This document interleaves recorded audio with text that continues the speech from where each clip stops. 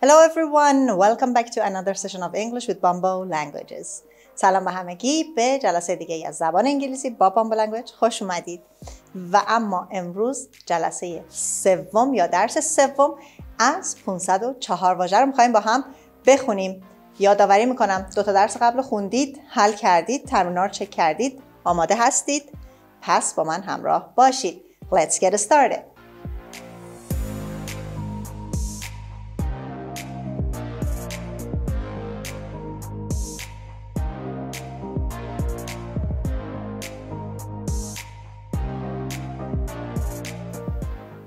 و اما اولین کلمه درس سوم typical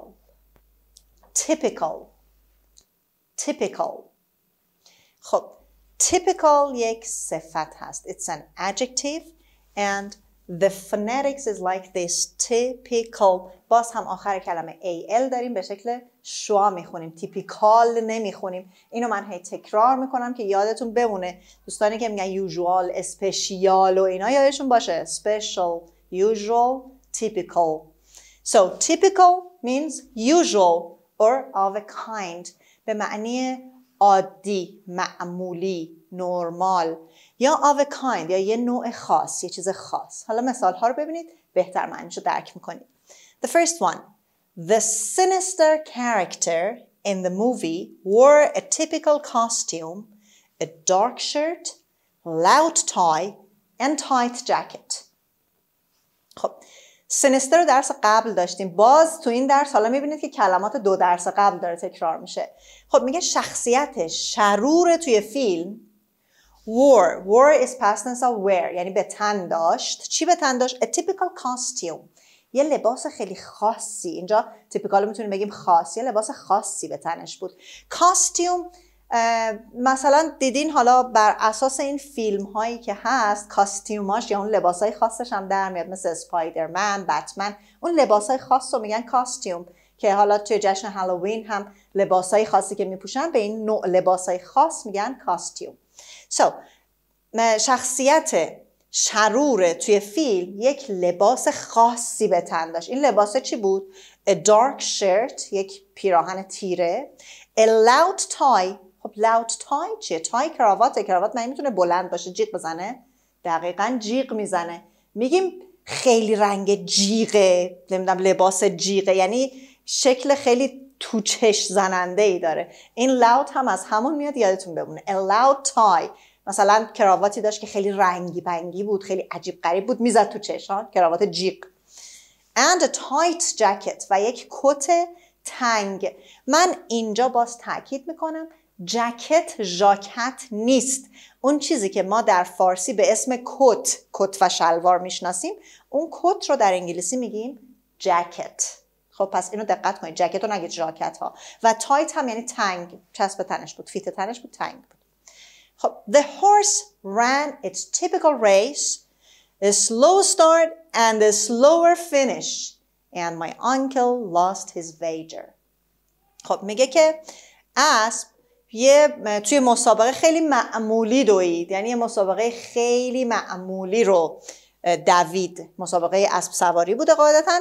A slow start، یه شروع خیلی آروم داشت. And a slower finish، و یک پایان خیلی آرومتر، دیگه نابود کرد اونایی که رو شرط بندی کرده بودن. And my uncle lost his wager، و عموی من شرطش رو باخت. wager رو داشتیم، به معنی شرط بود در درس گذشته.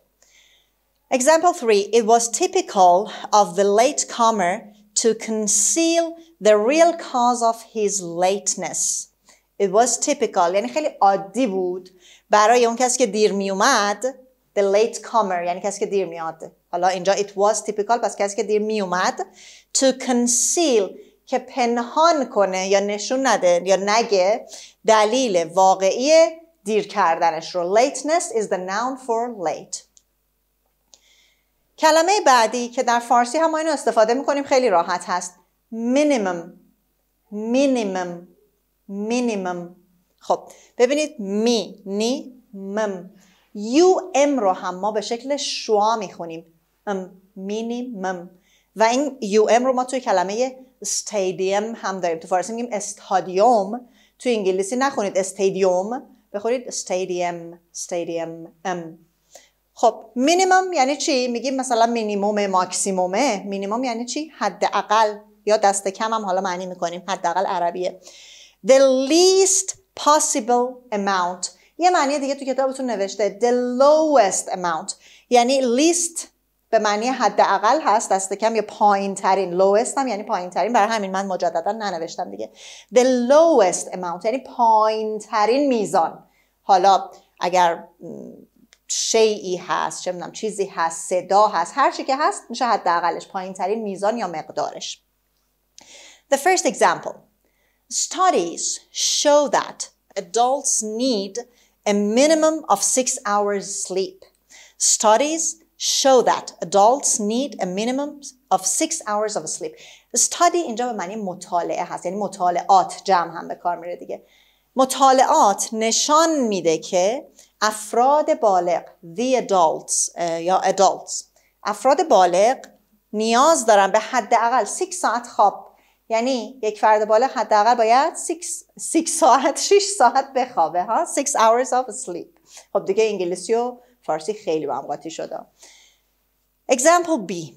The minimum charge for a telephone even if no calls are made is about $60 a month.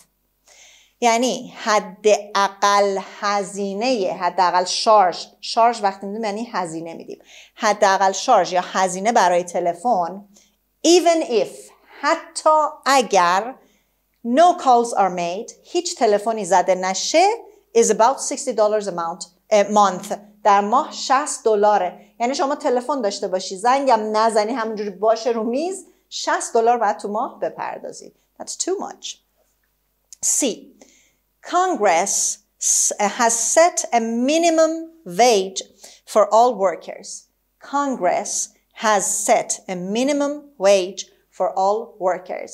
کانگرس همون کنگره است. میگه که کنگره یک حقوق حداقلی رو برای کارگران مشخص کرد. اینجا ست میتونیم بگیم مشخص کردن، وضع کردن مثلا، یا در نظر گرفتن. کلمه بعدی scarce. خب این کلمه همچین یه ذره تو گفتنش یه قروفری داره ها. scarce توی نوشتن ببینید یه ای داریم بعد یه برعکس یا شوا کنار هم. یعنی نمیگیم scarce هم نمیگیم. خب میگیم scarce. صدایی یه ذره بالا پایین میشه. scarce به معنی چی هست؟ hard to get or rare به معنی کمیاب، چیزی که به دست آوردنش سخته، گرفتن یا پیدا کردنش سخت هست. The first example. Chairs that are older than 100 years are scarce. یعنی چی؟ یعنی صندلی هایی که بیش از 100 سال قدمت دارن. اینجا older than پیر که نمیشه صندلی. منظور اینه که قدمتشون، کهنه بودنشون، قدیمی بودنشون. صندلی هایی که بیش از 100 سال قدمت دارن کمیابن. Example B. Because there is little moisture in the desert, trees are scarce. خب because رو میتونیم اینجا از آن جایی که معنی کنیم. از آن جایی که در کویر in the desert در کویر یا در بیابان رطوبت کمی وجود داره. moisture یعنی رطوبت کمی وجود داره. پس چی؟ درخت ها اونجا کمیاب هستند. And example 3. How scarce are good cooks? این ممکنه که سوالی باشه واقعا یا تعجبی باشه. How scarce are good cooks? یعنی آشپزای خوب چقدر کمیابن. یا ممکنه بگیم آشپز خوب چقدر کمیابه، یعنی کم میتونیم پیدا کنیم همچین چیزی. I'll clean the board and I'll be back in a sec.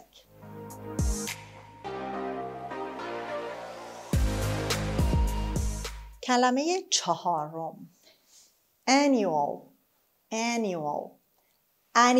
نیست، annual هم نیست. میبینیم باز این علامت ای و ای به هم چسبیده رو داره. annual. خب در فونتیک، در آوانگاری J صدای J نمیده. J علامت صدای ی هست. پس میخونیمش annual و استرس اولش هست. It means yearly, once a year or something STH مخفف something هست که قبلا همینو گفتم that appears yearly or lasts for a year. یعنی چیزی که سال یک بار اتفاق میفته یا این که برای یک سال طول میکشه، برای یک سال دوام داره. کلا معنی سالانه میده. خب مثال رو ببینیم. The annual convention of musicians takes place in Hollywood. The annual. خب چرا گفتم the annual؟ اگر حرف تعریف the به کلمه ای برسد که با یک حرف صدادار شروع بشه، اون 5 تا صدادارامون چی بودن؟ A, E, I, O, U. ما اون the رو باید بخونیم the. So we say the annual convention. Convention means meeting. گرد همایی، مجمع، گرد همایی موسیقیدان ها در هالیوود اتفاق میفته، رخ میده. Takes place means happen, occur، رخ دادن، روی دادن، اتفاق افتادن. مثال بعدی. The publishers of the encyclopedia. باز the داریم رسیده به ای. The encyclopedia put out a book each year called an annual. خب publishers یعنی ناشران. ناشران انسایکلوپدیا یعنی دائره المعارف، یک کتاب جامعی که درباره همه چی توش هست.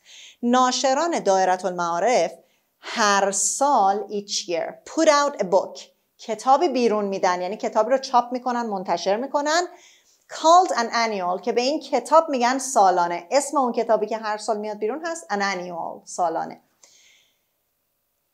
Example C. Plants that live only 1 year are called annuals.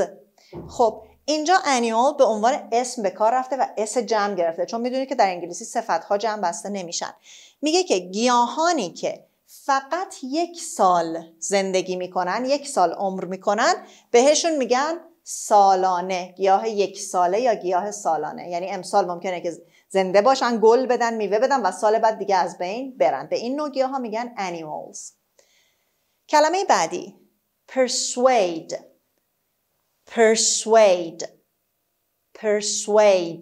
خب استرس این کلمه روی اس هست، persuade، و قسمت اول ER رو باز مثل شوا میخونیم، persuade نمیگیم، میگیم persuade. It means win over to do or believe or make willing. یعنی چی؟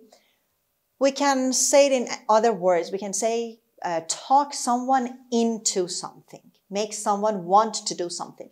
یعنی چی؟ یعنی اینکه باعث بشیم که کسی بخواد یه کاری انجام بده. Make willing. Willing اینجا یعنی خواستن. Talk someone into something یعنی چی؟ یعنی متقاعد کردن. پس اصلا معنی persuade چیه؟ متقاعد کردن. یک کسی رو انقدر براش دلیل و توضیح میاریم که قانع میشه، متقاعد میشه. مثال رو ببینید.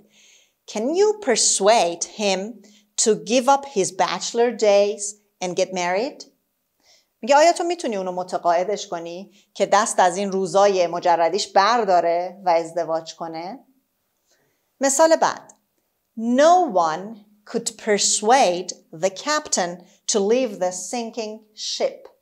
خب sinking ship به معنی کشتی هست. sinking ship ما رو یاد چی میندازه؟ تایتانیک، کشتی در حال غرق شدن، و کاپیتان هم که خب کاپیتان کشتیه.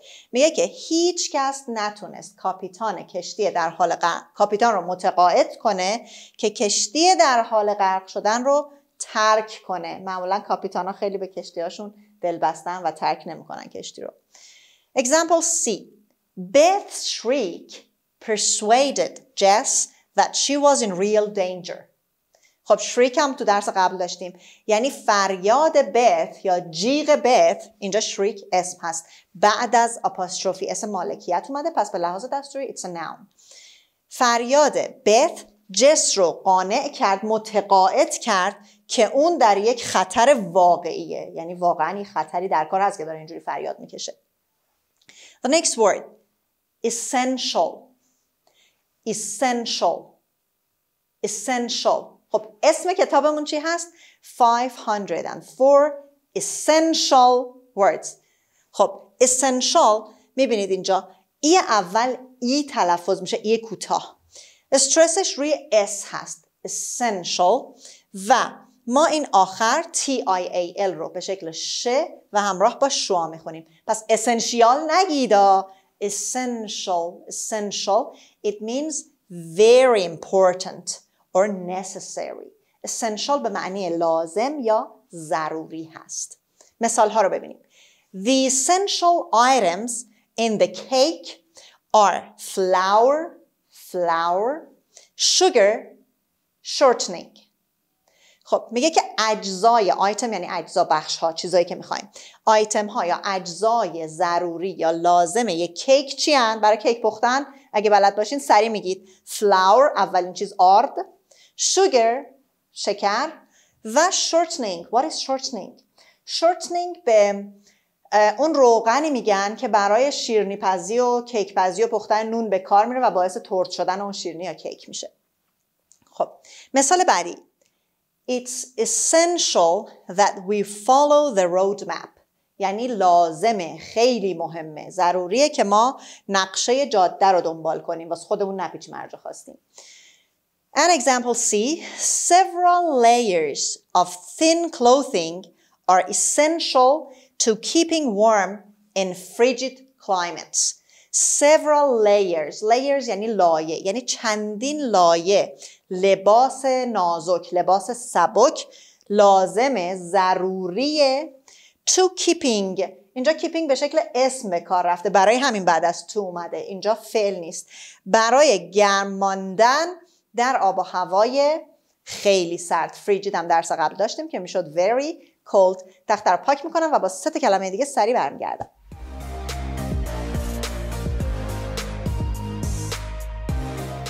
کلمه بعدی blend هست. blend. همونطور که می نویسیمش میخونیمش، هیچ حرف خاص و عجیب غریبی نداره. blend. Mix together thoroughly. Mix together thoroughly. این کلمه رو دقت کنید تلفظشو. thoroughly means completely. Mix together completely. Or a mixture. پس blend is both a verb and a noun. هم فعله mix together thoroughly. thoroughly یعنی completely. کاملا با هم مخلوط کردن. یا این که میتونه noun باشه a mixture. به خود اون مخلوط میگن blend. مثال ها رو ببینید. The colors of the rainbow blend into one another. یعنی رنگ های رنگین کمان یکی در دیگری مخلوط میشن، با هم ادغام میشن، تو هم محو میشن دیگه. خط جدا نداریم که، پس در هم می آمیزند، شاید بتونیم بگیم بهتر باشه. B. A careful blend of fine products will result in delicious food. یعنی یک ترکیب، یک مخلوطی از محصولات خوب. فاین اینجا یعنی خوب به لحاظ کیفیتی، پروداکت هم یعنی محصول، منظور اینجا مواد غذایی خوبه. ترکیب یا مخلوطی از محصولات یا مواد غذایی خوب میتونه منجر به غذای خوشمزه بشه. result این یعنی منجر شدن، یعنی این نتیجه رو به ما میده. result خودش به تنهایی یعنی نتیجه. مثال بعدی. When Joe blends the potatoes together, they come out very smooth. خب توی این مثال، تو مثال اول فعل بود blend into one another. مثال دوم اسم بود. مثال سوم باز هم فعل هست. یعنی وقتی که جو سیب زمینی ها رو کاملا با هم مخلوط میکنه چه اتفاقی میفته؟ They come out very smooth. خیلی نرم و لطیف میشن. دیدیم پوره سیب زمینی دیگه وقتی کامل مخلوط میشن نرم و لطیف میشن. The next word is an adjective. Visible. خب visible. این اینجا یا شوا اینجا تو پرانتزه، برای اینکه ممکن اصلا شنیده هم نشه. visible مثل اینکه ب و ل کنار همه. و اینم ا نخونید، یه ای خیلی کوتاهه. visible. خب به چه معنیه؟ از کلمه ویژن میاد، به معنی دیدن.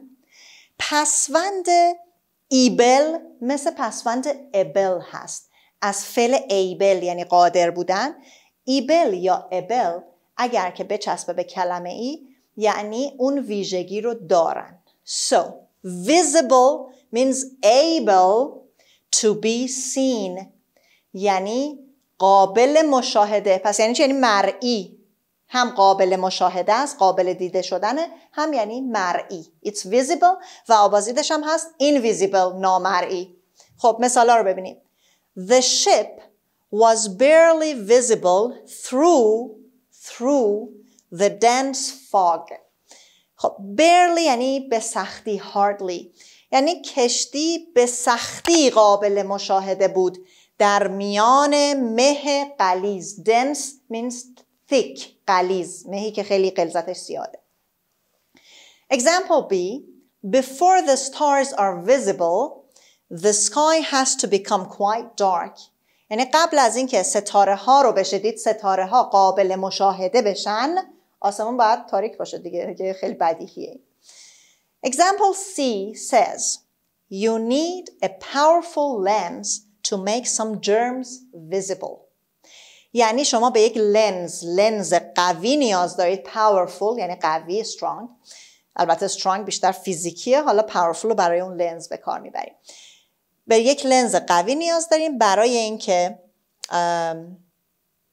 جرم ها رو، باکتری ها رو، جرم به میکروب، باکتری به موجودات تک‌سلولی خیلی ریز میگن جرم. خب برای اینکه اون میکروب ها رو قابل مشاهده کنین یا برای اینکه بتونین میکروب ها رو ببینید.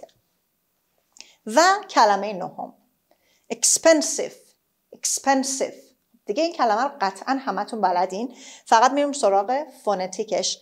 اولا که استرس روی پی هست، ممکنه تو دیکشنری ها حالا روی این اس گذاشته باشه اینجا، یعنی روی صدای سه، چون اینجا ما که، س و پ، سه تا کانسوننت کنار هم داریم.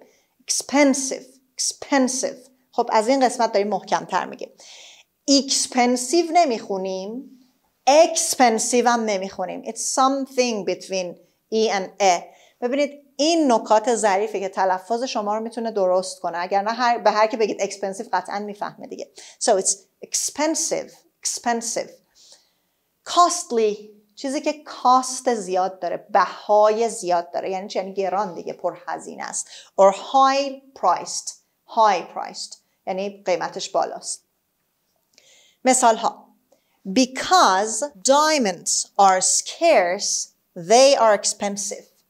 Because diamonds are scarce, they are expensive. یعنی برای اینکه diamond به معنی الماس، چون الماس ها خیلی کمیابن، scarce، برای همین خیلی گرونن. چون الماس ها کمیابن خیلی گران هستند، خیلی پرهزینه هستند. مثال B. Margarine is much less expensive than butter. خب همتون قطعا اسم مارگارین رو شنیدین دیگه. مارگارین تو فارسی هم همین رو به کار میبریم. کره گیاهی هست. butter کره حیوانی هست. و داره چی میگه؟ میگه کره گیاهی یا مارگارین much less expensive یعنی خیلی کمتر گرونه نسبت به کره حیوانی، که البته تو فارسی ما قطعا نمیگیم کمتر گرونه. ما بخوایم معنی کنیم میگیم چی؟ میگیم مارگارین از کره حیوانی خیلی ارزون تره. ما اون صفت رو به کار میبریم در زبان فارسی. Example C. Shirley's expensive dress created a great deal of excitement at the party. خب یعنی پیراهن گران شرلی در مهمانی چه اتفاقی رو به وجود آورد؟ Created a great deal. A great deal means a lot of excitement. یعنی هیجان زیادی رو در مهمونی به وجود آورد، ایجاد کرد. همه خیلی از دیدن اون لباس پرزرق و برق و گرونش هیجان زده شدن. خب تخت در پاک میکنم و با 3 تا مثال آخر برمیگردم.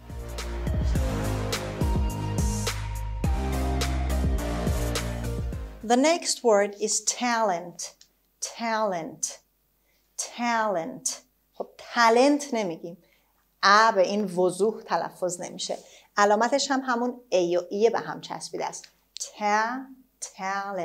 Talent. And the stress is on the first syllable. خب. Talent means natural ability. خب شاید این فیلم های گیم شوهای talent show رو دیده باشید. یعنی چی؟ مسابقات چی هستن؟ استعدادیابی. به چی میگیم استعداد؟ Natural ability یعنی توانایی ذاتی، توانایی طبیعی میشه استعداد. That is talent.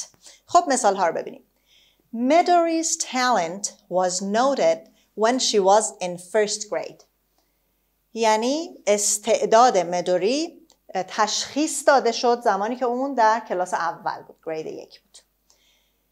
Example B, feeling that he had the essential talent Carlos tried out for the school play. خب ما اینجا در واقع بعد کل این داستان این جمله حول محور کارلوس میچرخه و در واقع این میشه فاعل جملمون. یعنی کارلوس وقتی که احساس کرد feeling that، کی احساس کرد؟ کارلوس وقتی احساس کرد که استعداد لازم رو داره he tried out for the school play، برای نمایش مدرسه تلاش کرد که بره و تو نمایش مدرسه شرکت کنه. play به معنی نمایش هست، حواستون باشه به معنی بازی و مسابقه اینا نیست. the school play یعنی نمایش مدرسه.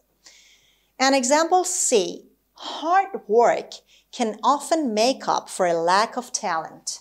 خب hard work یعنی کار زیاد، تلاش سخت.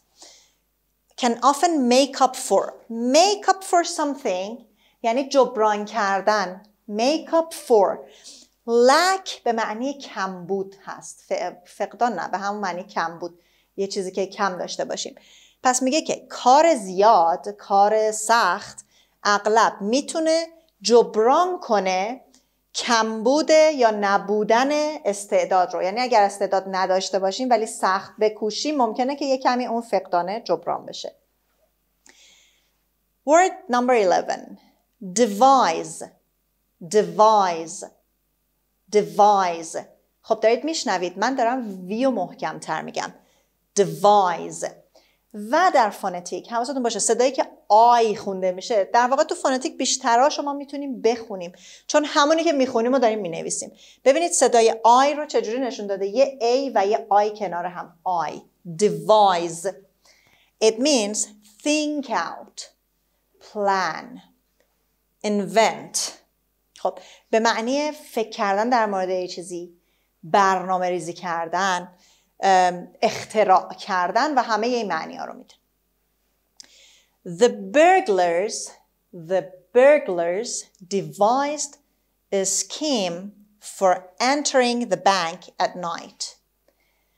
یعنی دزدا، سارقا یک برنامه رو، یک طرحی رو، یعنی پلان، سکیم. شم هم ممکنه خونده بشه. بریتیش ها میخونن شم، امریکن ها میخونن سکیم.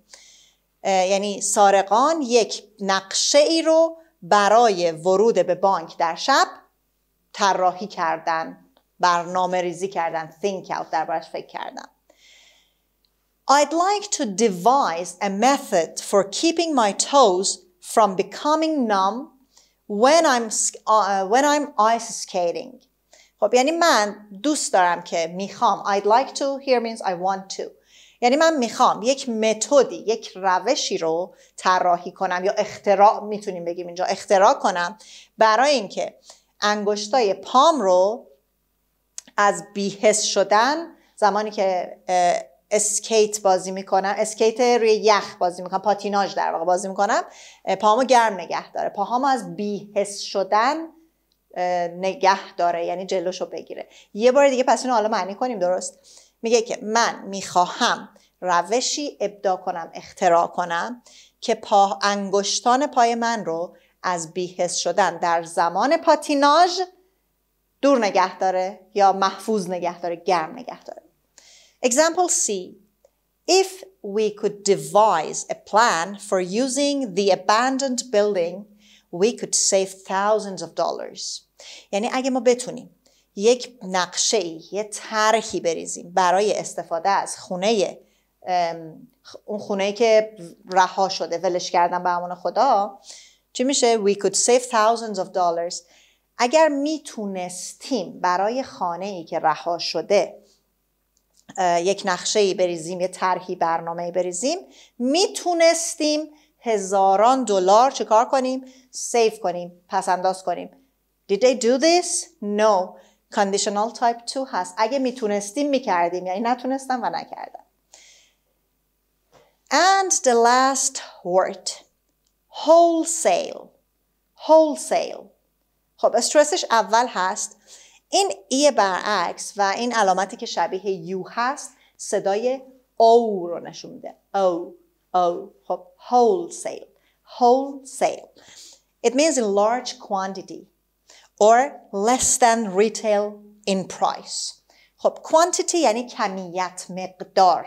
In large quantity یعنی به مقدار زیاد. معمولا چیزی که مقدار زیاده میگیم چی؟ عمده. یا فروش کلی، مثلا عمده فروشی. Less than retail in price. Retail اپوزیت wholesale، یعنی جزئی، خرده فروشی. مثلا اگه بریم از بقالی و سوپرمارکت چیزی بخریم اون میشه خرده فروشی، ولی اگه همونو بریم به مقدار زیاد از مغازه هولسیل، عمده فروشی بخریم، قیمتش هم ارزون تر هست. The wholesale price of milk is 6 cents a quart lower than retail. یعنی قیمت عمده، پرایس یعنی قیمت عمده شیر 6 سنت و 25 صدم کمتر از قیمت جزئیه. این که بریم یه بطری شیر مثلا یا یه پاکت شیر بخریم کمتر. Example B. Many people were angered by the wholesale slaughter of birds. Slaughter یعنی کشتار، قتل عام. البته برای for animals، برای حیوانات یعنی همون کشتار یا سلاخی. خب میگه افراد زیادی با یا از کشتار زیاده، اینجا منظورمون کوانتیتی، یعنی تعداد زیادی پرنده رو کشتار کردن. از کشتار زیاد پرنده ها خشمگین شدن. They were angered by. از این اتفاق عصبانی شدن، خشمگین شدن. And the last sentence. By buying my eggs wholesale, I save $15 a year. Wow, such a sale. یعنی با خریدن تخم مرغام به شکل عمده من سالی $15 سیو میکنم. ببینید دیگه چقدر حسابگره که تخم مرغا رو عمده میخره که تو یک سال $15 سیو کنه. خب این هم از کلمات امروز. خب رسیدیم به بخش word in use و تمام 12 کلمه ای رو که پای تخت دیدیم و کار کردیم با هم داخل این متنی که براتون میخونم میتونید کاربردش رو ببینید. An unusual strike. The baseball strike of 1994 and 95, which kept the public from seeing the annual World Series, was not a typical labor dispute in which low-paid workers try to persuade their employers to grant a raise above their minimum wage. On the contrary, players who earned millions of dollars yearly, who were visible on TV commercials, drove expensive autos, and dined with presidents, withheld their essential skills until the executive, legislative, and judicial branches of our government were forced to devise solutions to the quarrel. The team owners, a blend of lawyers, manufacturers, corporate executives, etc., felt that something had to be done about the huge salaries that the players were demanding. Since the talent beyond the major league was scarce, they had to start spring training in 1995 with a wholesale invitation to replacement players. The regular athletes returned in late April, but there was a feeling that the strike could happen again. خب رسیدیم به بخش آخر درس امروزمون. 12 تا جمله داریم که با استفاده از 12 کلمه‌ای که در این درس یاد گرفتید اونها رو کامل کنید. خب دوستان عزیز، جلسه سوم از بخش 504 واژه هم به پایان رسید. امیدوارم تا اینجا با ما همراه بوده باشید و همچنان هم همراه بمونید. حتما اگر دوستانی دارید که به دنبال یادگیری واژه و استفاده از اونها هستن، برنامه ما رو بهشون معرفی کنید و بگید که این برنامه رو دنبال کنن تا دایره لغاتشون وسیع بشه و بتونن خیلی خوب عالی صحبت کنن. Till next session, take good care of you and goodbye.